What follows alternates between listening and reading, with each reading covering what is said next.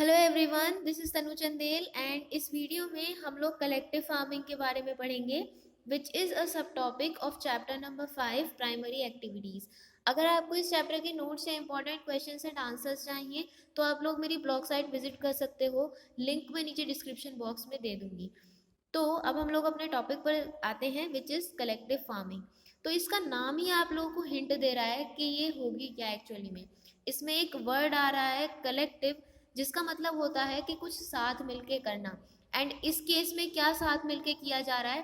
Farming. तो collective farming में क्या करेंगे, बहुत सारे किसान एक साथ मिल करके जो है खेती बाड़ी करेंगे। तो अब ये जो कलेक्टिव फार्मिंग है इसको एक्चुअली में इंट्रोड्यूस किया गया था यूएसएसआर के अंदर। अगर आप लोगों के पास पॉलिटिकल साइंस है तो आप लोगों को पता होगा कि ये यूएसएसआर क्या था, बट अगर नहीं है तो मैं बता देती हूँ।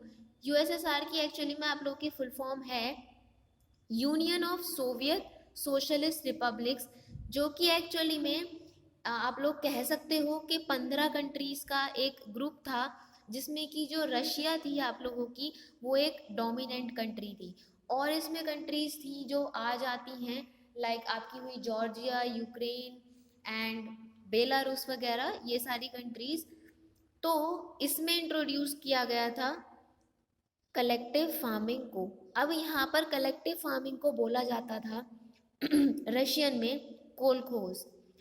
अब ये जो यूएसएसआर था आप लोगों का, इसकी एक बहुत ही बड़ी खासियत ये थी कि यहाँ पर सोशल ओनरशिप थी मीन्स ऑफ प्रोडक्शन की। अब इसका क्या मतलब हुआ, social ownership of the means of production? इसको समझने के लिए हम लोग इंडिया का सिनेरियो लेते हैं। तो आप सभी लोग जानते हो कि इंडिया में क्या है, इंडिविजुअल ओनरशिप ऑफ प्रॉपर्टी है या फिर individual ownership of means of production है। अब इसका मतलब क्या हुआ, आप लोग इंडिया में बोलते हो ना कि ये जो घर है ये हमारा है, ये खेत हमारा है, वो जो XYZ रोड पे प्लॉट है वो हमारे चाचा का है। तो यहाँ पे क्या हो रहा है कि एक एक इंडिविजुअल की है प्रॉपर्टी। बट यूएसएसआर में इसका बिल्कुल उल्टा था। वहाँ पर कुछ भी किसी एक इंसान का नहीं हो सकता था, बल्कि जो सारी की सारी प्रॉपर्टी है वो सरकार की होती थी। राइट। आप लोग ये नहीं कह सकते कि ये ज़मीन मेरी है, ये खेत मेरा है। सब कुछ सरकार का ही होता था। इसी चीज़ का मतलब है social ownership of means of production. And इसी चीज़ को इन्होंने खेती बाड़ी में भी इंट्रोड्यूस किया, फार्मिंग में भी इन्होंने इस चीज़ को इंट्रोड्यूस किया। इन्होंने क्या कहा, मान लो 40-50 जो हैं फैमिलीज़ हैं, उनको बोला कि आप लोग इकट्ठे होके आओ एंड हम लोग जो है आपको एक इतना बड़ा सा ये फार्म साइज दे रहे हैं, मतलब सॉरी फार्म दे रहे हैं। एंड आपको क्या करना है, इसमें मिलकर के सबको जो है खेती करनी है। 40-50 फैमिलीज़ को जो है मिलकर के खेती करनी है। एंड आप लोग क्या करोगे, मिलकर के इसमें मेहनत करोगे। जितने भी आप लोगों के पास एनिमल्स हैं, लाइक हल जोतने के लिए जैसे क्या हुए आपके ये बैल, जिसको क्या हम लोग ऑब्वियसली जो प्लोइंग के लिए यूज़ करते हैं। एंड ये जो कंट्रीज़ हैं आप लोगों की यूरोपियन, यहाँ पर हम लोग जो है हॉर्सेस को भी प्लोइंग के लिए यूज़ करते हैं। तो आप लोगों के पास जितने भी जानवर हैं वो आप सब लोग लाओ एंड इस खेत में जो है उनका इस्तेमाल करो। एंड आप लोगों के पास जितने भी एग्रीकल्चरल इम्प्लीमेंट्स हैं, लाइक ये हुआ आप लोगों का हो, और भी बहुत सारे जो एग्रीकल्चरल इम्प्लीमेंट्स होते हैं वो लाओ एंड मिलकर के जो है इस खेत में उन सब चीज़ों का इस्तेमाल करो। और जो भी इस खेत से प्रोड्यूस निकलेगा उसको जो थी वो सरकार ले जाएगी। ठीक, एक इंडिविजुअल जो किसान है वो उसको जा कर के मार्केट में सेल करके पैसा नहीं कमा सकता, सब कुछ सरकार ले जाएगी। तो ये थी आप लोगों की कलेक्टिव फार्मिंग। अब एक सवाल आया होगा आप लोगों के दिमाग में कि इसको इंट्रोड्यूस ही क्यों किया गया था वहाँ पर यूएसएसआर में, क्या ज़रूरत पड़ गई थी इसको इंट्रोड्यूस करने की? तो रीज़न ये था कि जो यूएसएसआर के शहर थे, स्पेशली जो रशिया के शहर थे लाइक मॉस्को, सेंट पीटर्सबर्ग वगैरह, यहाँ पर खाने की कमी हो गई थी। राइट, जो शहर के लोग थे उन तक खाना नहीं पहुँच पा रहा था, इतना खाना रशिया उगा ही नहीं पा रहा था कि वो अपनी पॉपुलेशन को फीड कर सके। तो एग्रीकल्चरल प्रोडक्शन को बढ़ाने के लिए इन लोगों ने क्या किया, कलेक्टिव फार्मिंग का इंट्रोडक्शन किया। बट मैं आप लोगों को बता दूं कि हुआ इसका बिल्कुल उल्टा। कोई फूड वूड प्रोडक्शन नहीं बढ़ा यूएसएसआर के अंदर, उल्टा यूएसएसआर में फेमाइन आ गया, यानी कि भुखमरी आ गई, जिसकी वजह से जो बहुत सारे स्पेशली गांव के लोग थे उन्हें खाना नहीं मिल पाया, एंड वो बेचारे इनोसेंट लोग जो थे वो मर गए। इस टाइम पर जो यूएसएसआर का आप लोग एक तरीके से प्रेसिडेंट कह सकते हो, वो था जोसेफ स्टालिन। जोसेफ स्टालिन ने ही कलेक्टिव फार्मिंग को वहाँ पर इंट्रोड्यूस किया था, एंड उसी की वजह से इतने सारे बेगुनाह लोगों की जान गई थी।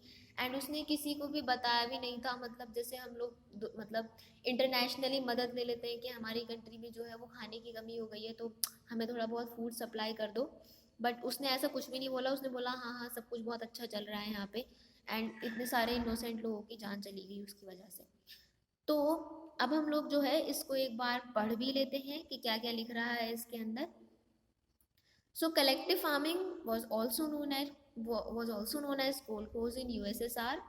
It was introduced to improve upon the inefficiency of the previous methods of agriculture and to boost agricultural production. वही चीज़ इन लोगों को एग्रीकल्चर का प्रोडक्शन बढ़ाना था, इसीलिए इन लोगों ने जो है कलेक्टिव फार्मिंग को यहाँ पर इंट्रोड्यूस किया था।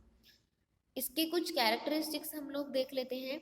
तो पहला कैरेक्टरिस्टिक मैंने आप लोगों को बताया, social ownership of the means of production. कोई भी प्रॉपर्टी एक इंडिविजुअल ओन नहीं कर सकता, सब कुछ किसका है, सरकार का है। कलेक्टिव लेबर यानी कि सभी लोग मिलकर के जो है काम करेंगे।